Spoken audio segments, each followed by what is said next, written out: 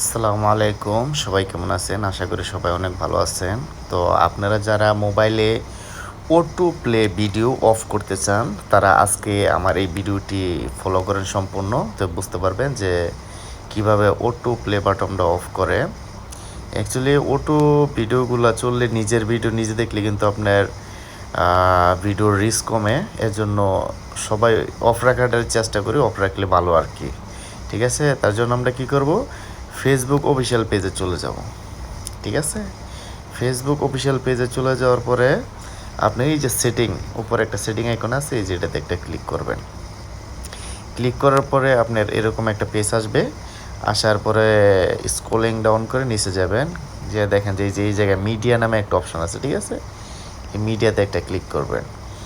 মিডিয়াতে ক্লিক করার পরে দেখবেন অনেকগুলো অপশন আসছে।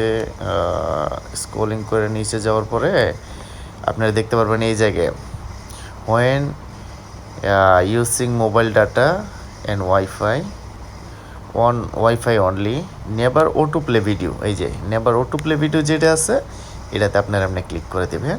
ক্লিক করে দেওয়ার পরে আপনার যে ভিডিওগুলো আছে, আপনি যে ভিডিওগুলো নিজে করতেছেন, এই ভিডিওগুলো আর অটো প্লে হইব না। অটো প্লে না হওয়ার কারণে তার মানে মনে করেন না আপনার ভিডিওর রিচগুলো আস্তে আস্তে বাড়তে থাকবে। ঠিক আছে?